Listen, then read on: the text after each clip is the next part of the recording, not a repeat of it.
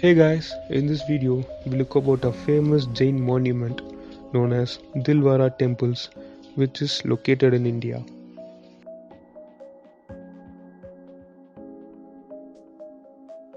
Jainism. It is an ancient Indian religion that has been over the centuries which had a great impact on Indian culture. The aim of Jainism is to achieve liberation of soul, that is infinite knowledge and infinite perception. They don't believe in spiritual beings. They worship Tirthankara, which means a guide to righteousness path. The Jain Dilwara temples, one of the ancient and finest monuments in India, which is located about 2.5 km from Mount Abu, which is the Rajasthan's only hill station.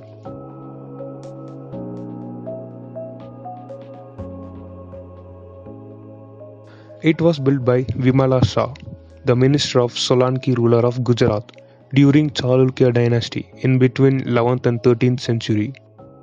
Dilwara temples are one of the best examples of craftsmanship. The genius of carving out so brilliant and intricate a shape out of a stone block and are famous for their stunning use of marbles.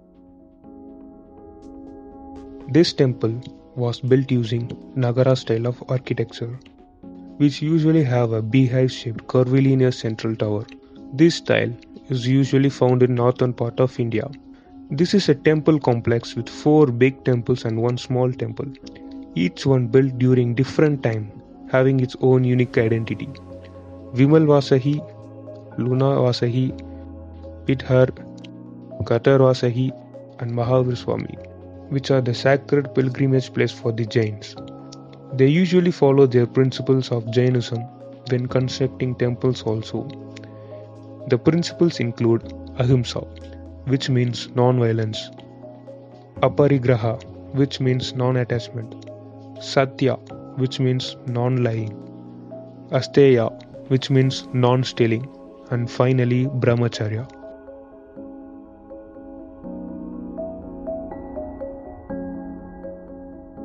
The aestheticity of this temple is remarkable. The special feature of this temple is its ceiling, which is circular in 11 richly carved concentric rings, constructed entirely out of white marble. Beautiful carvings and ornamentation were done very nicely. Minutely carved decoration of ceiling, pillars, doorways, panels, and mandapas. Regarded as one of the finest specimens of architectural work, the elaborate sculpture work is very fine. The temple storehouse ancient manuscripts and treatises.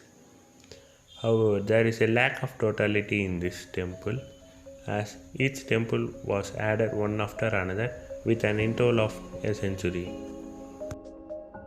These temples in Mount Abu, even chisel was put aside and artisans adopted the sedulous task of thinning the marble into carved images, a worth noticing architectural splendor.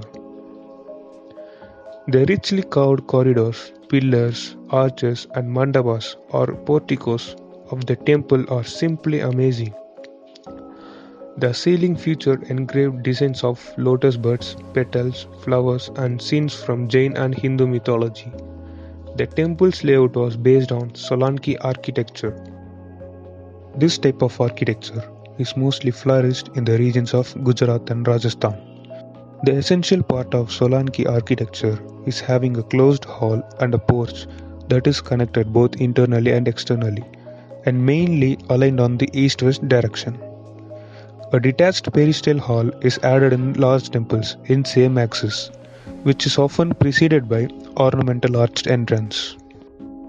Its dome is the major attraction of this temple as it contains lots of intensive carvings and marble works.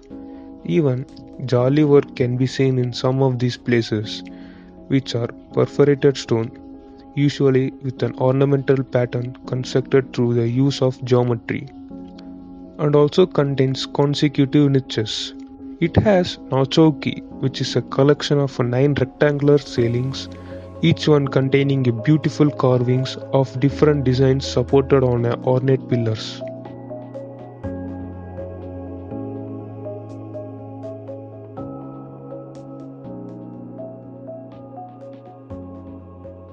The stained machines gilt of Badnagar in Gujarat was responsible for drawing up the plan. Their architect Krithider took 14 years to complete this marvel with the help of 1,200 laborers and 1,500 stone masons. The marble was brought from the Asori Hills near Ambaji. It was transported on the backs of elephants over a distance of approximately 30 to 40 kilometers. To avoid catching attention of Muslim invaders, people of those times deliberately made a gumba top with simple exterior so that it did not attract attention of invaders, possible destruction thereafter. Though it was invaded and some parts of temple were destroyed, Alauddin Khilji, the Sultan of Delhi, destroyed the temple during his invasion in 1511. We can see many dome structures on these both temples, especially because these temples were built during the Mughal period and mainly during Khilji dynasty, who were good destroyers of temples. Basically, their idea was, since the Mughal structure had domes, they have also incorporated the same style so that the invaders may think that was the Mughal structure by seeing the domes. But unfortunately, they destroyed some parts of the temple. This is why there is no carving on exterior. During the restoration of temple, they have consciously dispensed with the originally, undoubtedly ornate exterior. During reconstruction, they added Ranga Mandapa and elephant pavilion at the entrance.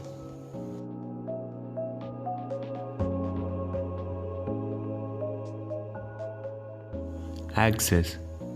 It has access and a destination. Symmetry. It is symmetrical along the axis, having the elements same on both sides of axis, making it harmonious. Enclosure, which is enclosed on all the sides. Concentric rings, boundaries which share a common center point. All these temples are faced towards east-west direction as they tend to follow the sun path, which is a common thing in Indian architecture. Colonnade, row of evenly spaced columns supporting the roof.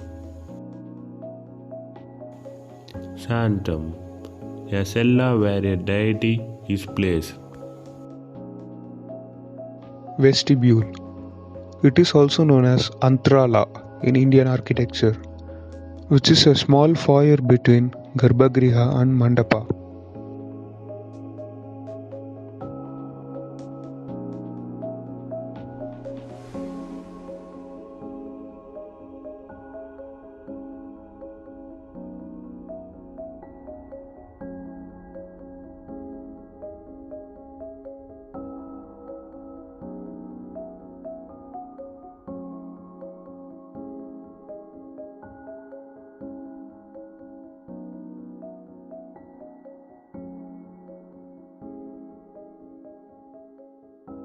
Peristyle courtyard.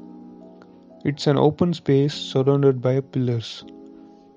Three temple blocks of this complex has a big peristyle courtyard within which the temple lies in center of it with a small enclosure.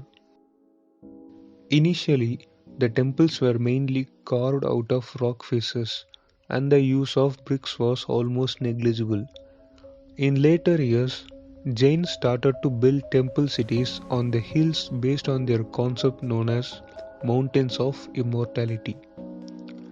So this principle's mountain of immortality shows as one goes higher so does the architecture and grandeur increases. Also temple cities acted like fortress, making an impregnable site to avoid being hit off by potential attackers. That is why the olden and most sacred temples of Jainism are mostly found in hills. In Nagara style of architecture, the shikara is classified into three types. They are Latina, Formosa and Vallabhi. Here what they have used was Formosa type of shikara. They are broader and shorter than Latina type. Their roof is composed of several slabs that gently rise to a single point over the center of that building, unlike the Latina ones, which look like the sharply rising towers. Totally, there were four stages of evolution for this shikara, and this shikara was the fourth stage of evolution. Now we will see the evolution of the style. First stage. In the first stage of temple architecture, temples were square in shape and had flat roofs. The temple structure was built on a low platform. The structure housed a garbhagriha or a sanctum. For example, Temple 17 in Madhya Pradesh. Second stage. In this second stage of temple architecture, the temples were square in shape and were constructed on raised platform. For example, Parvati Temple at Madhya Pradesh. Third stage. In this stage, flat roofs were replaced by a shikara or a mountain-like peak structure. The principal temple was square in shape with a mandapa in front of it. For example, Mahadeva Temple at Khajuraho. And finally, fourth stage. In this stage, temple structure was similar to the previous stages with the exception of rectangular shrine.